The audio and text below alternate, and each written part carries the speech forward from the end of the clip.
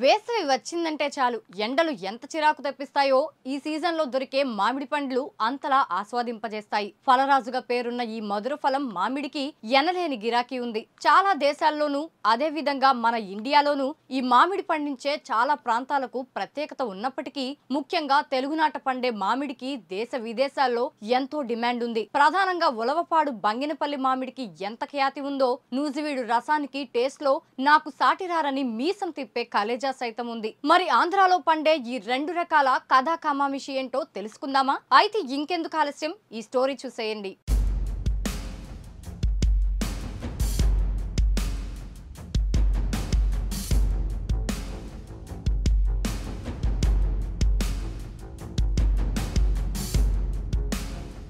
ముందుగా మనం ఉలవపాడు మామిడి గురించి తెలుసుకుందాం. ఉమ్మడి ప్రకాశం జిల్లాకు చెందిన ఈ ఉలవపాడులో దొరికే మామిడికి ఎంతో పేరుంది. రుచిలో ఎంతో విశిష్టత కలిగి మామిడి ప్రియులను అమితంగా ఆకట్టుకుంటున్న ఈ మామిడికి దేశ విదేశాల్లో ఎంతో డిమాండ్ ఉంది. ఈ ఉలవపాడు ప్రాంతంలో సుమారు 10,000 ఎకరాల్లో రైతులు మామిడిని పండిస్తారంటే ఏ స్థాయిలో ఈ రకానికి ప్రాధాన్యత ఉందో మనకు అర్థమవుతుంది. మరొక ముఖ్యమైన విషయం ఏమిటంటే మిగతా ప్రాంతాలకు ఈ ప్రాంతంలో పండే మామిడికి 1 నెల గ్యాప్ ఉంటుంది. అంటే మిగతా పళ్ళన్నీ అయిన తర్వాత ఫ్రెష్గా మార్కెట్లో కనిపించి మామిడి ప్రియులకు మంచి రుచిని పంచుతాయి. మిగతా మామిడి కంటే కాస్త తోలు మందంగా ఉండి త్వరగా డ్యామేజ్ కాకపోవడం దీని ప్రత్యేకత. బంగినపల్లితో పాటు పెద్ద రసాలు, చిన్న రసాలు, సువర్ణరేఖ, కొబ్బరి మామిడి, నీలం రకాలు వంటివి ఇక్కడ లభిస్తాయి. ఏ రకానికి ఆ రకమే స్పెషల్ అని చెప్పుకోవడంలో ఏమాత్రం అతిశయోక్తి లేదు. బయట ప్రాంతాల నుండి కొన్ని రకాల మామిడి పండ్లను తీసుకొచ్చి ఉలవపాడు కాయలని అమ్ముతున్నారంటే ఏ స్థాయిలో దీని బ్రాండ్ వినియోగదారులకు దగ్గరైందో ప్రత్యేకంగా చెప్పాల్సిన పని లేదు. ఇక ఈ ఏడాది ఆశించిన దిగుబడి రాకపోవడంతో రైతన్నలకు నిరాశే ఎదురైంది. ప్రస్తుతం మార్కెట్లో కేజీ 100 రూపాయలకు అటు ఇటుగా అమ్ముతూ ఏడాది కష్టానికి ఎంతో కొంత గిట్టుబాటయ్యేలా స్థానిక వ్యాపారులు తమ బిజినెస్ కొనసాగిస్తున్నారు.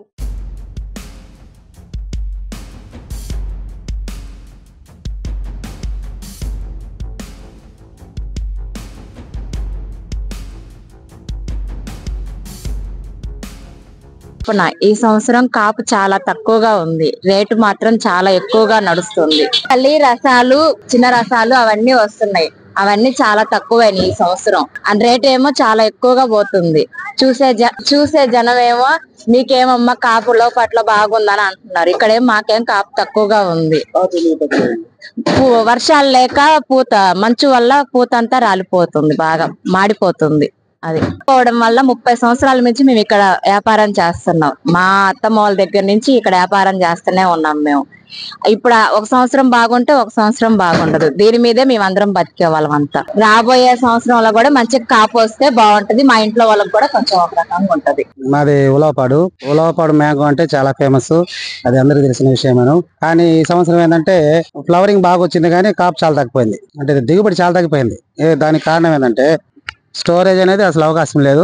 అదేదో అక్కడ యాడ్ లాగా కడతా ఉన్నారు, యాడ్ కూడా లేదు. ఏదో ఈ రోడ్ల మీద పెట్టుకోవడము, రోడ్ల మీద అమ్ముకోవడము, ఎవరైనా కాయలు వస్తే తోటలో రావడము అట్లా ఉంటది. కానీ యాడ్ దగ్గర అయితే యాడ్ దగ్గర అందరు చేరుస్తారు కాబట్టి అందరు అక్కడే చేస్తారు. ఎవరైనా బయట వాళ్ళు వస్తే వాళ్ళకి ఇష్టమైన కాయలు వాళ్ళకి వస్తాయి. వాళ్ళకి ఏది కోరుకున్న కాయలు ఏది బాగుంటే దాని తగ్గట్టు తీసుకుని వెళ్ళిపోతా ఉంటారు. ఇక్కడ ఏం జరుగుతుందంటే మనకి సలహాలు ఇచ్చేవాళ్ళు లేరు.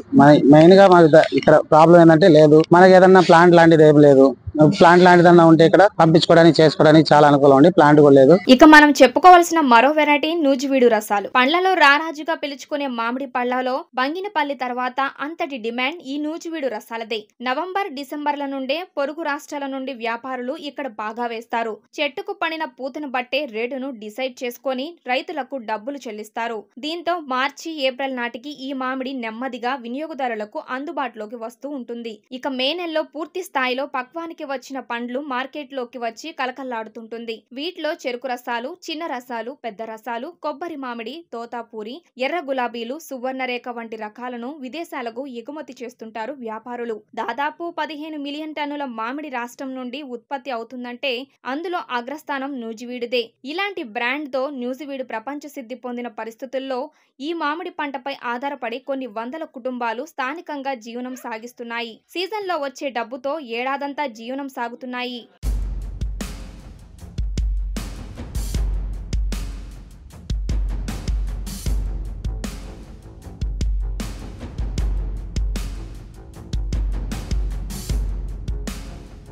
నా పేరు శ్రీనివాస్ పారెల్ల అండి. మాది స్వగ్రామం చేమకుర్తి, ప్రకాశం జిల్లా. మేము ప్రతి సంవత్సరం ఇక్కడ ఉలవపాడు మామిడికాయలకి ప్రతి సంవత్సరం సీజన్లో వస్తుంటాము.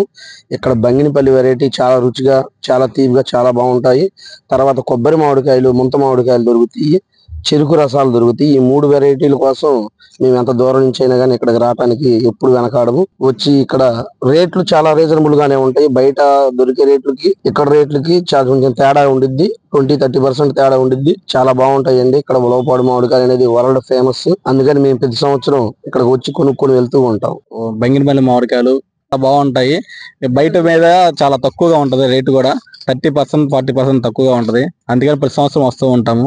ఎంత దూరం అయినా సరే ఇక్కడికే వచ్చి తీసుకెళ్తా ఉంటాము. సో మన నేలపై పండి విదేశాలకు చేరి ఎక్కడ ఉన్న మామిడి ప్రియుల నోటికి తీపి చేస్తున్న ఈ 2 వెరైటీల ప్రత్యేకతలు చూశారు కదా. ఇంకెందుకు ఆలస్యం, మీకు అందుబాటులో ఉంటే మీరు కూడా ఓ పట్టుపట్టండి మరి.